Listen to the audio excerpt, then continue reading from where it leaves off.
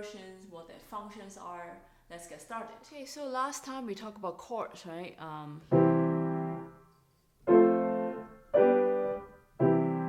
So the C, F, and G, the major chords, and then the minor chords, D, E, and A. Now today I want to talk about inversions. So what are inversions, right? So for example, in C chord, right? So this is the root position. So root position, they all stack together like this, right? So we skip a note. Basically, it's a third because you count the notes including itself. So from C, D, E, 1, 2, 3, so it's a third, and then E, F, G is a third, right? So that's the root position of C major chord. Now with inversions, we have two inversions for the basic, try it like this. So first inversion of C, we will move the C up here, then E will be at the bottom. Okay, so this will be the first inversion. Now if we move the E up again, so G at the bottom. When we say bottom, that means it's the lowest note, okay? So G will be in the bottom, and this will be the second inversion. So one more thing, you don't have to always stack like this, right? For example, E in the bottom, but you can move these two around. So you can be like that, or like that.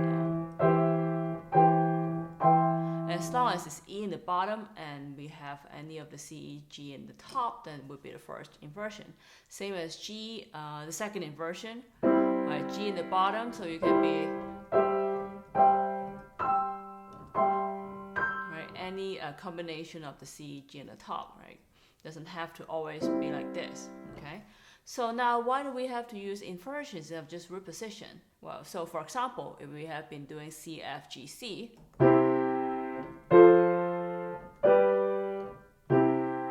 if they're always in the root position, then they have to always jump pretty far apart. It doesn't sound very smooth, and it's also kind of boring. So that's why we have to use inversion of the same chord to make it sound more interesting, and also have the bass line or the melody to be more smooth. Like instead of jumping like this, we can do actually like this.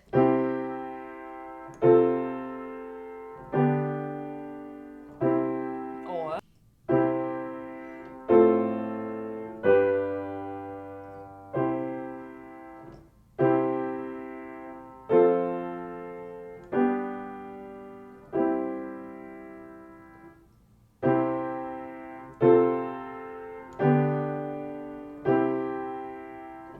right, so then you can move the notes closer instead of always jumping very far. Of course, there are times that we actually like to jump farther apart to sound like a different effect. And of course, we want to have the root position sound because it sounds more solid with the chord. Because if you have an inversion, it sounds less stable. So now when we know the inversion, it doesn't mean that only the bass you can move around. You can also move around here, so you can have your own inversions in the right hand. So we can do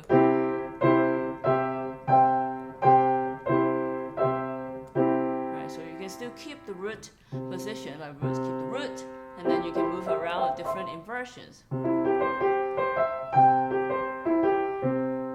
Right. So you can do this. So right hand can go into different inversions.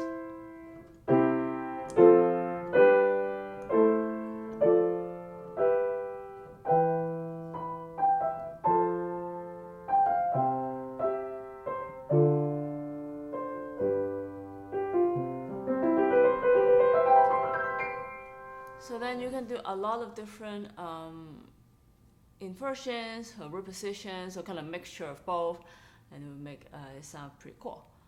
Now, how do we practice, right? Knowing not just the root position and even the inversions.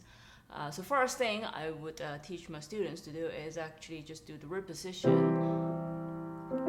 Sorry, not the root position, but actually just the one chord. Like you can start with one chord to get to know the chord really well.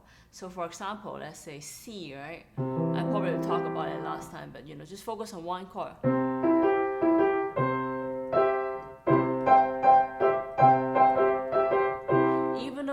hard for you to actually keep a steady pulse in 4.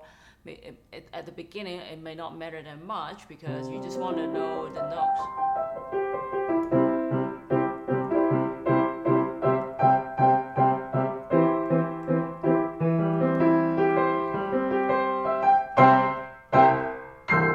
So you'll be able to find these 3 notes in different registers, different octaves across the keyboard. Then if you feel comfortable enough, you can go maybe work on 2 chords, right? C and F, right? Or C to G. And then you can mixture C, F, G together, right? So again, try to keep an 8-bar sequence. Well, work on like a 4-bar sequence 2 times. C, F, G, and C. And then you can work on different rhythms, of course.